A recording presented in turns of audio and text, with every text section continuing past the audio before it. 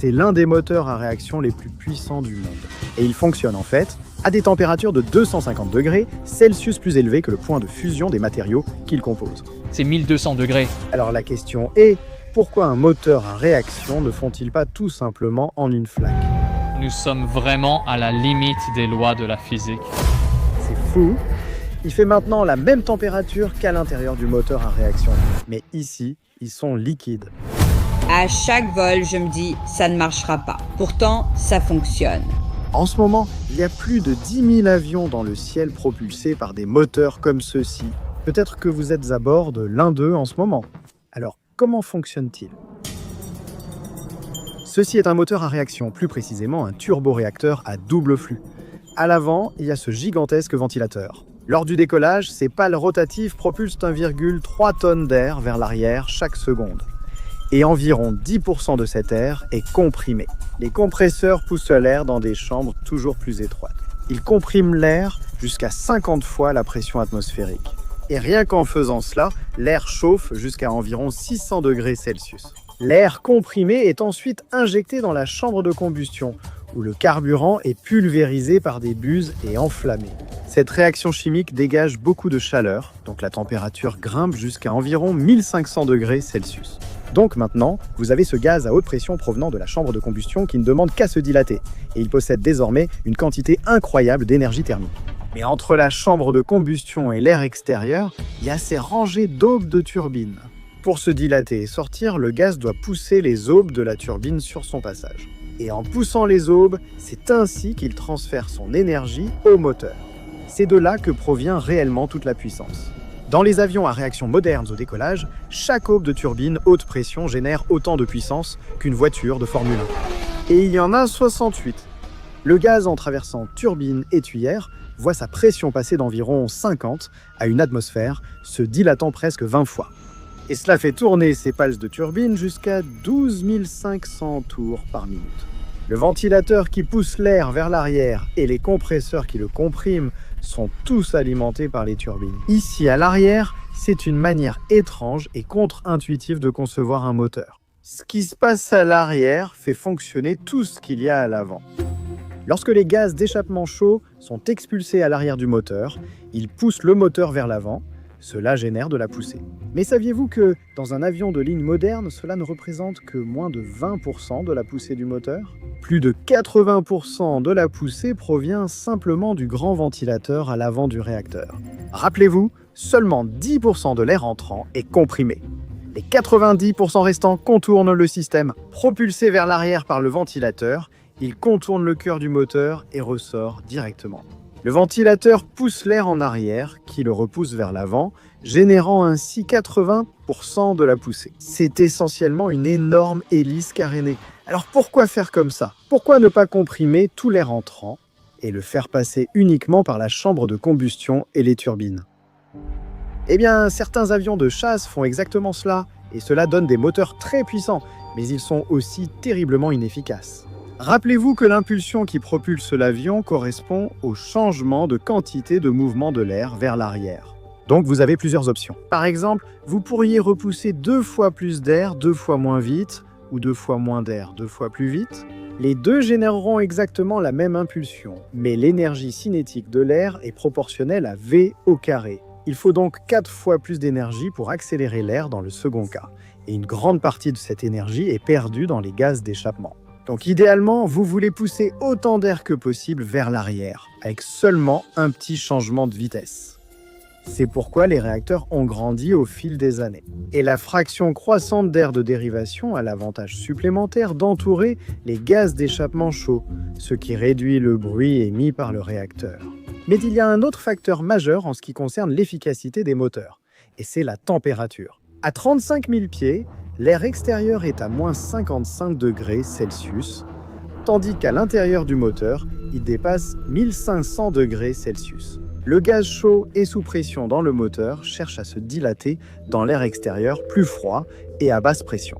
Cette différence permet au moteur de transformer la chaleur en travail utile, mais il y a une limite fondamentale à la quantité de travail produite. On le nomme rendement de Carnot.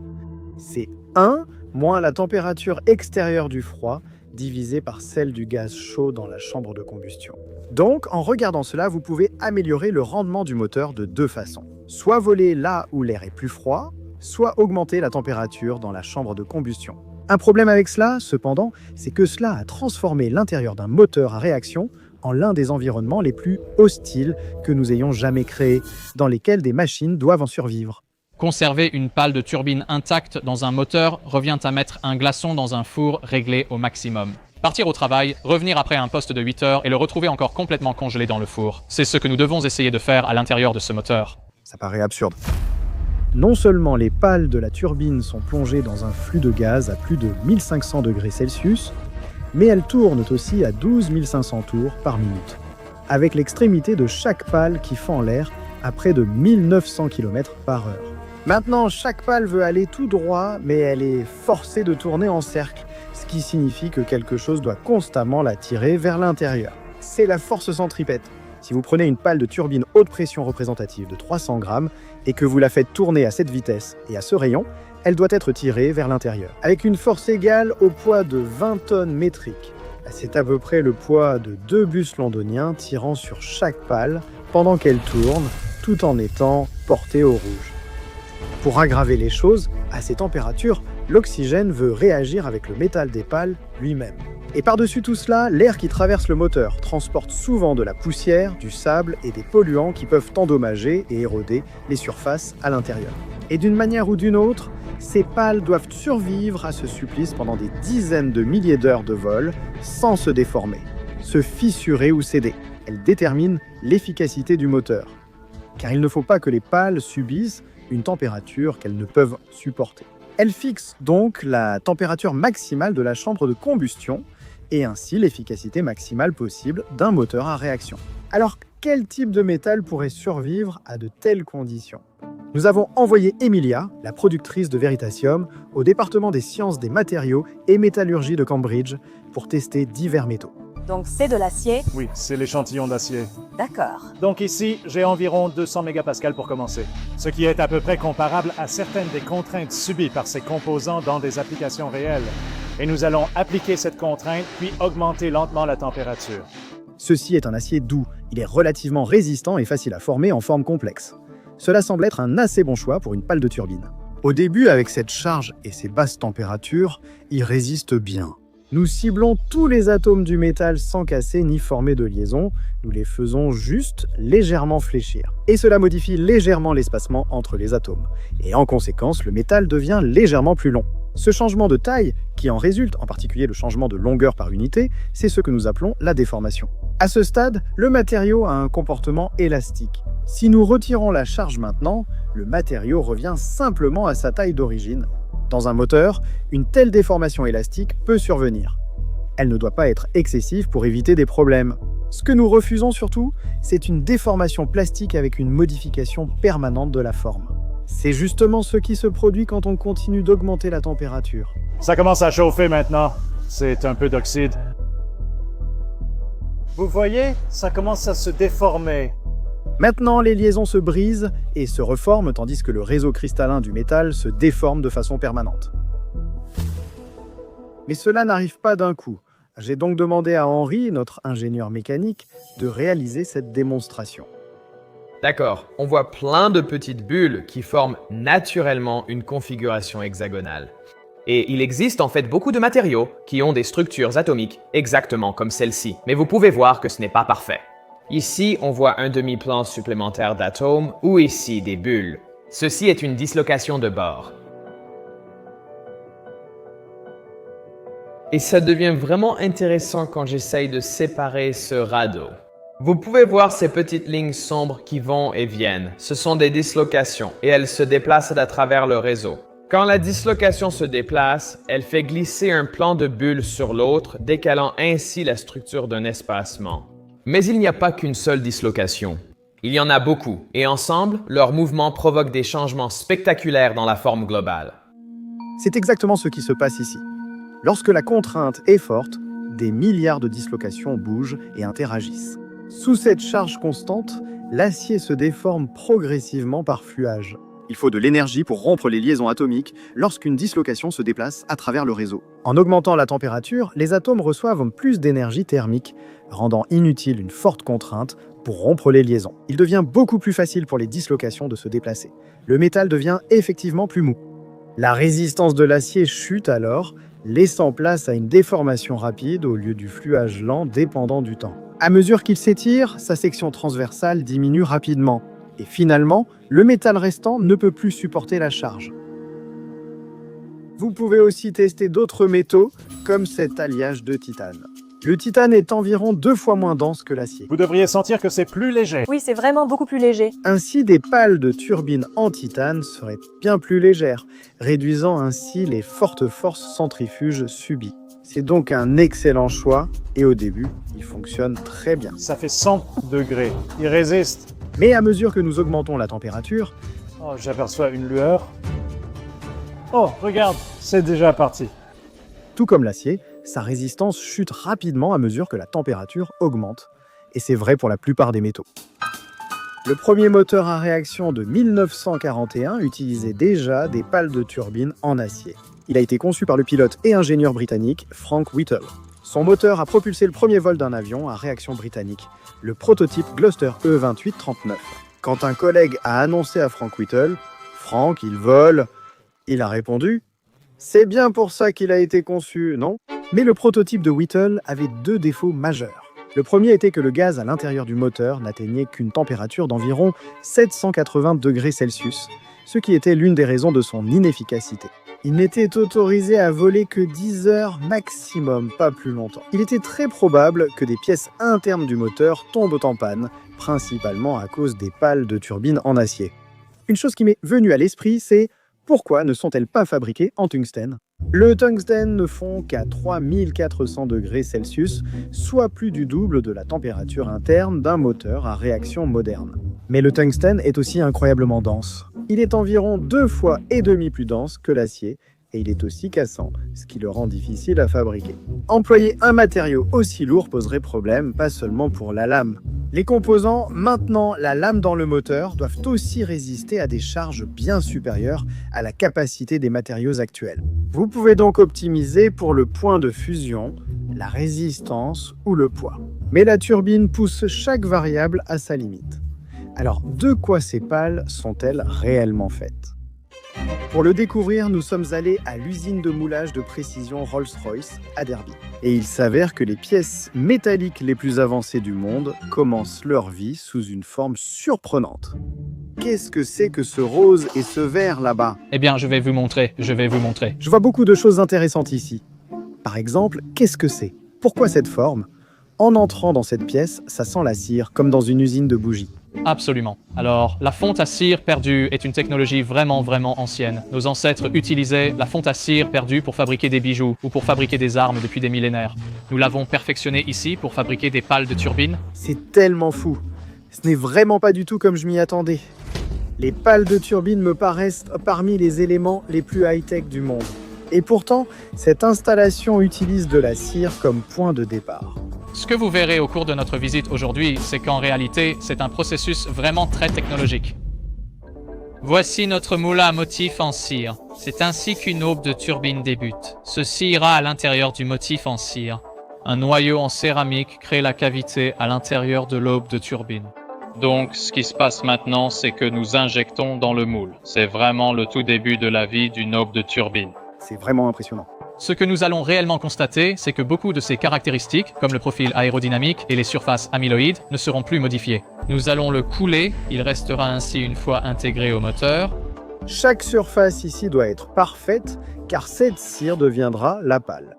Donc, Kim est notre assembleuse de modèles en cire. Elle est responsable de prendre le produit directement à partir de ce moule et de s'assurer que des choses comme les lignes de moulage ont été enlevées. Là où les parties du moule se rejoignent, une petite bavure apparaît. Pour l'assemblage de la cire, le mot-clé est lisse. Chaque minuscule imperfection dans la cire deviendrait un défaut dans le métal. Donc cela demande une incroyable maîtrise. Ensuite, il faut fixer ce modèle en cire au canal principal pour former l'ensemble. Je veux dire, la question que je me pose, n'est-ce pas ? Tu ne devrais pas faire ça avec un robot. Tu vois ? Oui, Rolls-Royce utilise des robots pour cela, mais notre site se concentre surtout sur l'intégration de nouveaux produits. Il est bien plus simple pour nous de collaborer avec des humains afin de développer cette méthode qui introduira la prochaine génération de produits. Je vois ici une compétence phénoménale. Moi, je gâcherai tout. Absolument, moi aussi. Tu veux essayer? Non. Lorsque l'assemblage de cire est parfait, il passe à l'étape suivante. Tout ce qui est en cire va devenir de l'air, ça va devenir un espace négatif, d'accord? Ça va devenir notre cavité. Ensuite, on remplit l'espace d'air de métal. Donc, on prend cette structure en cire et on doit construire une coque. La coque, composée de plusieurs couches, utilise un système à base de zirconium. Nous allons plonger dans une barbotine fluide, semblable à un sirop ou du miel liquide. Ah oui? Cela vise à cartographier toutes ces caractéristiques géométriques complexes. Magnifique. C'est comme faire du glaçage. C'est en fait l'analogie que nous utilisons. C'est un peu comme si vous mettiez du glaçage sur un petit pain ou un gâteau, il faut saupoudrer un peu de sucre après, sinon tout va couler sur le dessus. Donc nous avons mis la barbotine dessus, nous allons obtenir une belle couche uniforme, l'égoutter, nous assurer que c'est une couche fine et régulière, puis nous allons poncer. Et cela va ensuite fixer cette couche en place. C'est trop bien. Nous allons ensuite le laisser sécher à l'air libre pendant de nombreuses heures. Et ensuite, nous pourrons créer nos couches de renfort. Donc, nos couches de renfort, c'est une boue beaucoup plus épaisse, plus proche d'une mélasse, et le sable est beaucoup plus grossier, un peu comme du sucre en grains. Et nous allons peut-être mettre 4, 5, voire même 6 couches pour renforcer. Nous avons besoin d'un moule résistant aux paramètres de coulée auxquels il sera soumis. Il a beaucoup de travail. La cire est ensuite fondue et le moule est cuit. Ah ouais, c'est dingue. Nettoyée et testée, pour garantir l'absence de fissures, la coque est ensuite prête à recevoir le métal en fusion. Cette billette d'alliage va remplir entièrement le moule avec cette quantité de métal. Ça ne semble pas suffisant. Ceci est un alliage de nickel. Les premiers alliages de ce type pour moteur à réaction datent des années 40. En ajoutant du chrome et du cobalt, les ingénieurs ont créé des alliages capables de supporter entre 800 et 900 degrés Celsius, soit environ 100 degrés de plus que l'acier utilisé auparavant. Ces alliages conservaient leur résistance pendant des milliers d'heures, améliorant la durée de vie par 10. Mais la véritable avancée est survenue lorsqu'ils ont ajouté une touche d'aluminium. Nous voulions donc voir comment il résistait dans les mêmes conditions de laboratoire que l'acier et le titane. À quelle température on est? Oh, 700 degrés. 700. L'acier a donc déjà fondu. L'acier a déjà fondu maintenant. Ça fait 800 degrés, 800, oui. En fait, à cette température, il devient même plus résistant.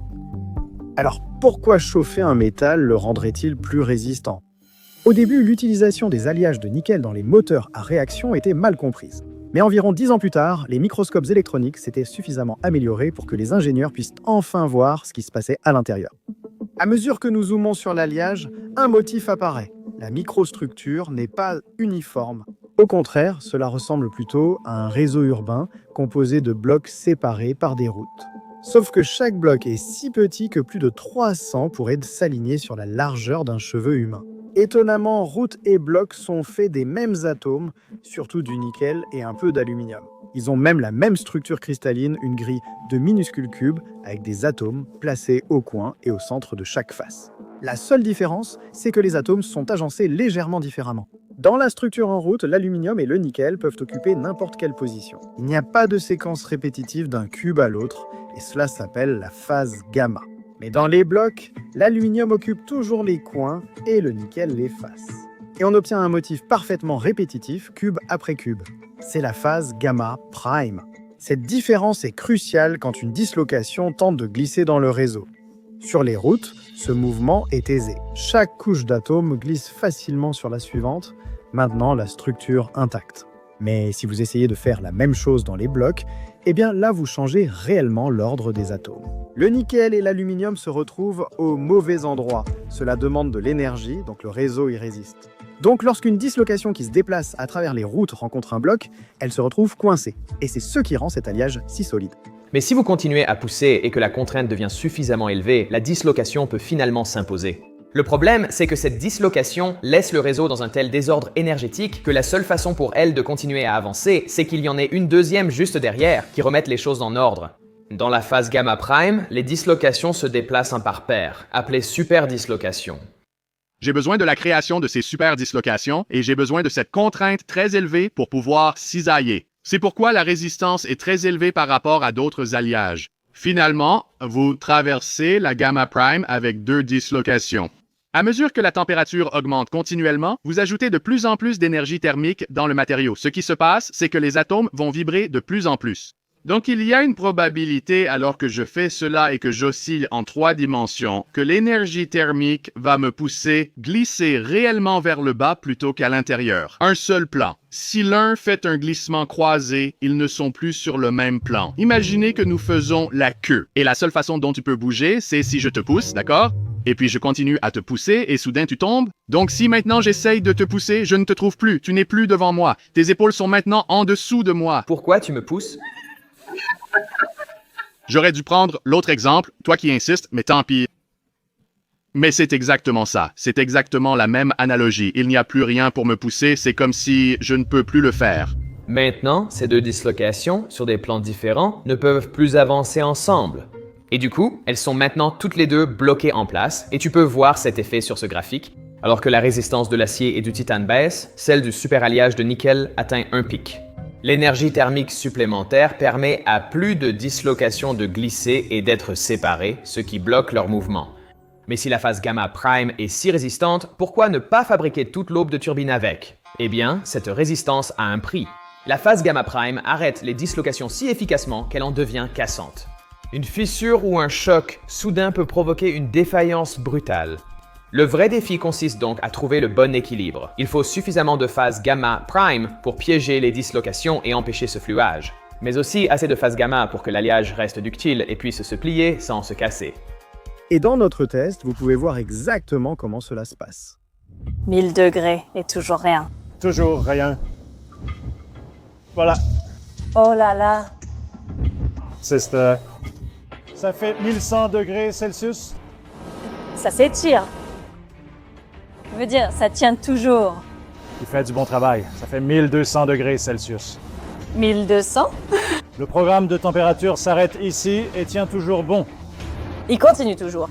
Mais si l'on pousse la température trop loin, même cet alliage atteint ses limites, et le glissement croisé des dislocations devient plus facile. Les dislocations jumelées peuvent maintenant sauter ensemble entre les plans, et les cubes ordonnés de gamma prime commencent à se dissoudre. Alors les dislocations se libèrent, et finalement ils cèdent. Oh, ça a peut-être marché. Oh oui, c'est fait. Il s'est cassé. La résistance n'est pas la seule particularité de ces alliages. En chauffant l'alliage, l'aluminium en surface réagit avec l'oxygène et forme une fine couche d'oxyde d'aluminium. Contrairement aux oxydes cassants qui se forment sur d'autres matériaux comme l'acier ou le titane, cette couche reste intacte à haute température, protégeant le métal en dessous.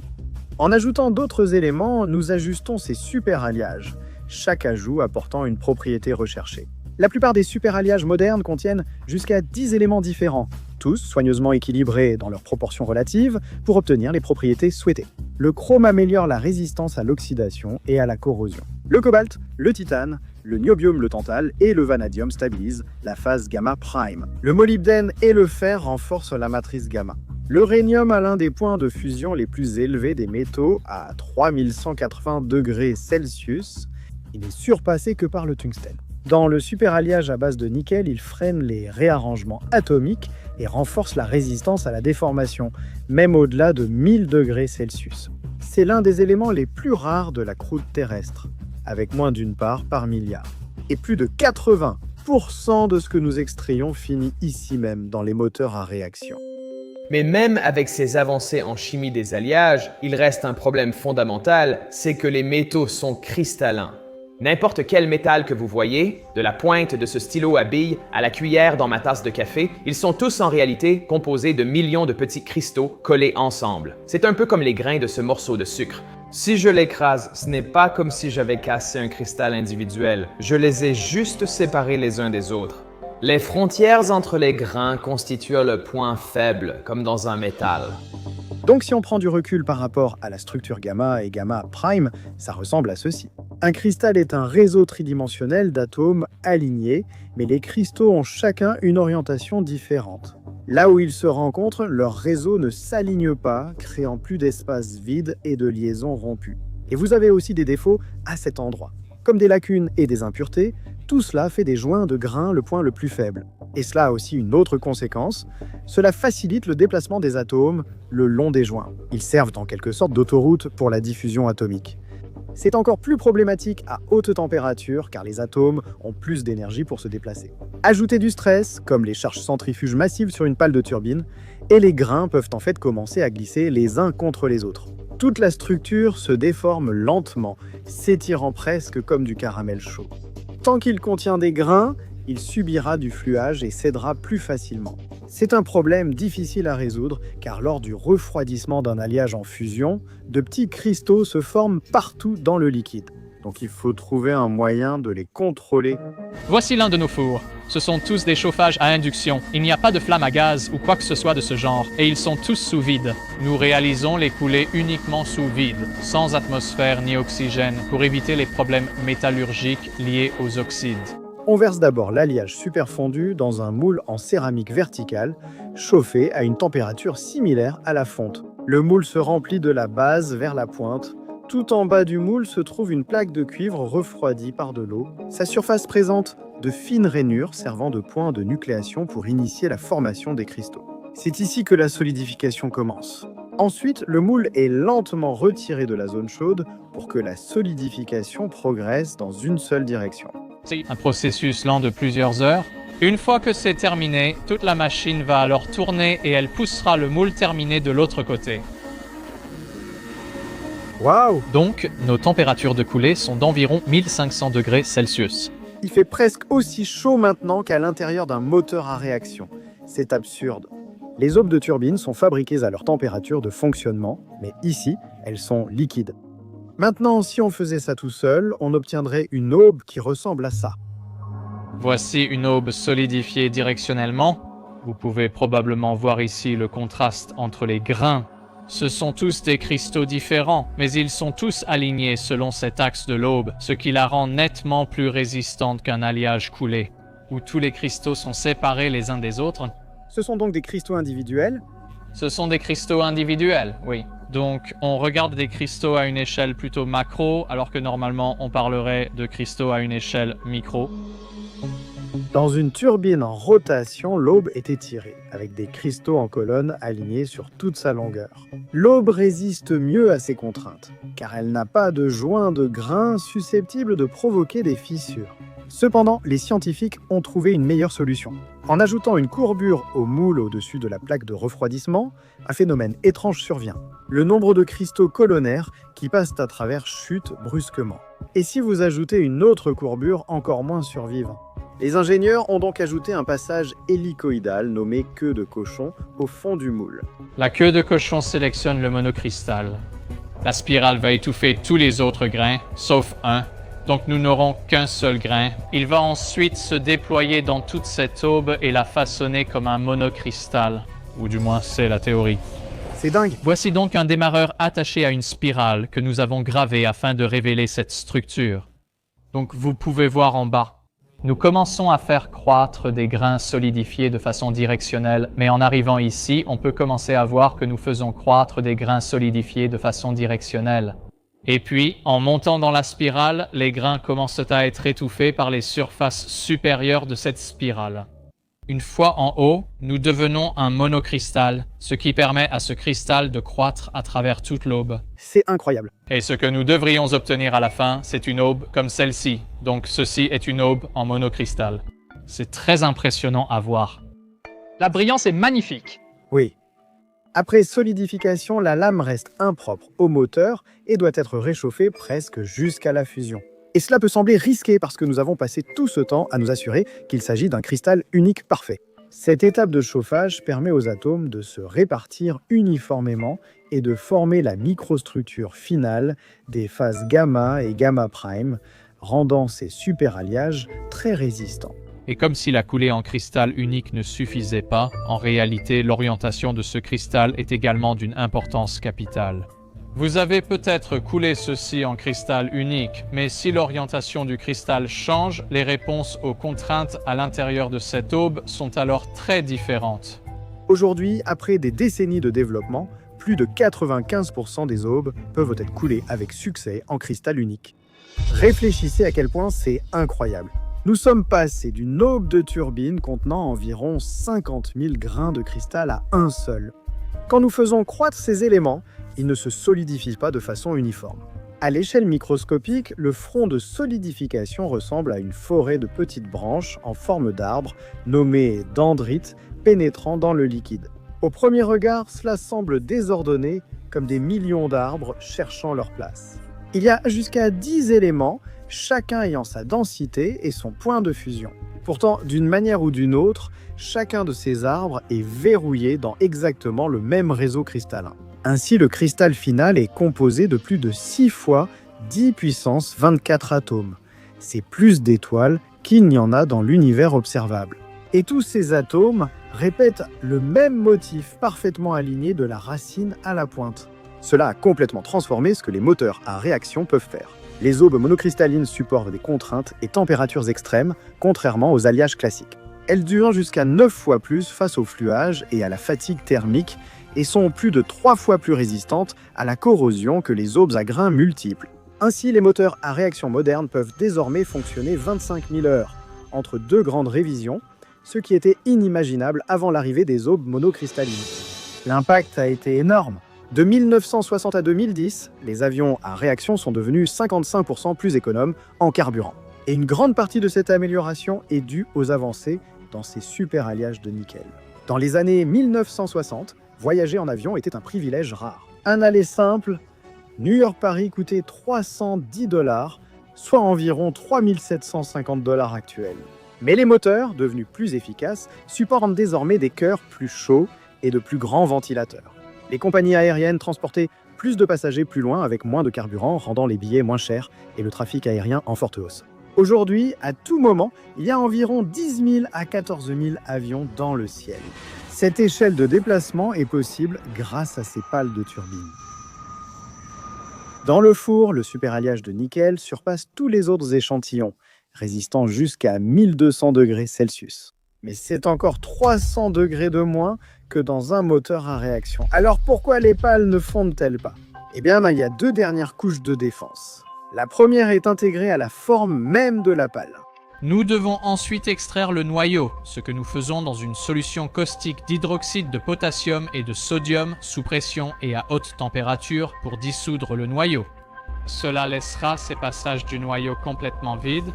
Et ces passages sont le véritable secret de la survie des aubes de turbine. Ainsi, lorsque l'air circule à travers, il est turbulent et, de ce fait, il peut retirer beaucoup plus de chaleur de la surface de l'aube. Est-ce que ce sont ces crêtes ici dont vous parlez? Oui, ces crêtes ici. Elles visent à provoquer la turbulence. Pour agiter ce flux d'air afin qu'il retire un maximum de chaleur du métal. Voici la partie la plus intéressante, le refroidissement par film. Nous avons évoqué le glaçon dans le four, gardons nos aubes aussi froides que possible.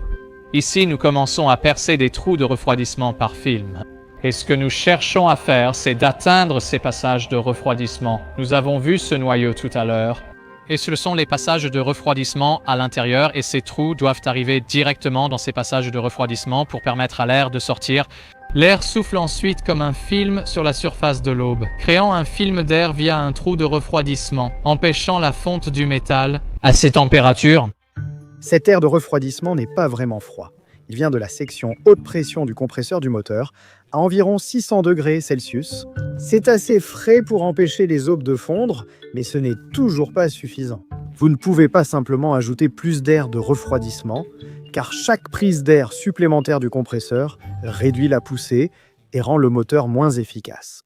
Donc chaque aube de turbine est également recouverte de 2 couches protectrices. D'abord une fine couche métallique de liaison qui résiste à l'oxydation, puis une couche supérieure en céramique.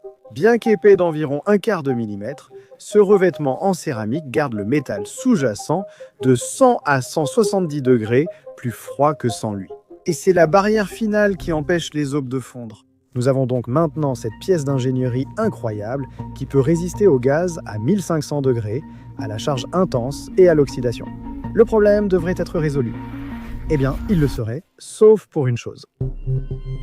À 11 000 mètres d'altitude, vous n'allez pas le croire. Mais il y a de la saleté et de la poussière dans l'atmosphère que nos moteurs ingèrent.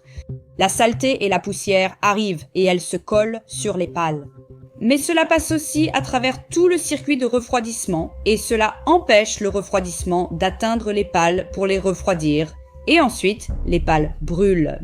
D'habitude, chaque fois que je monte dans un avion, je me dis que ça ne va jamais marcher.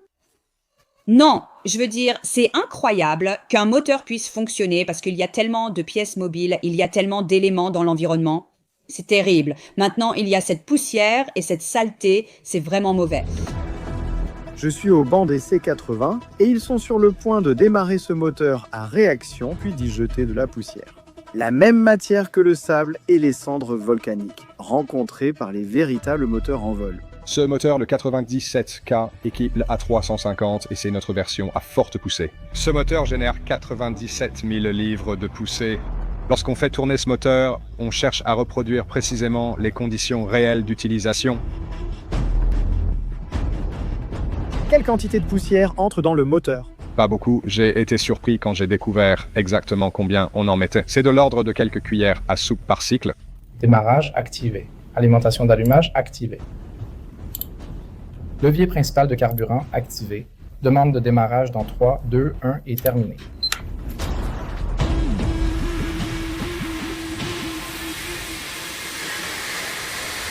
Que provoque la poussière dans un moteur à réaction?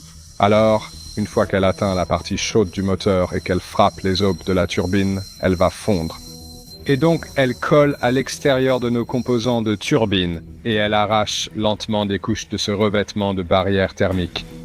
Et vous perdez alors la réduction de température apportée par le revêtement barrière. Votre alliage de nickel en dessous chauffe de plus en plus, ce qui commence à détériorer la turbine.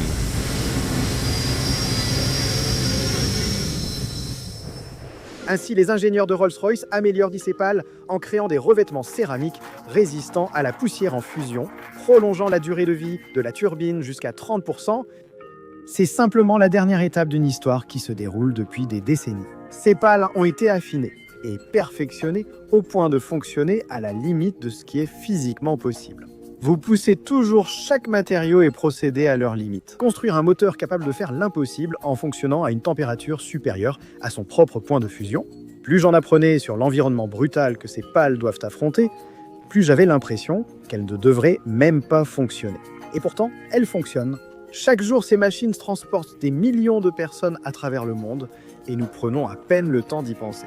Elles témoignent de l'ingéniosité humaine. Que se passe-t-il quand nous refusons les limites et faisons de l'impossible une routine ?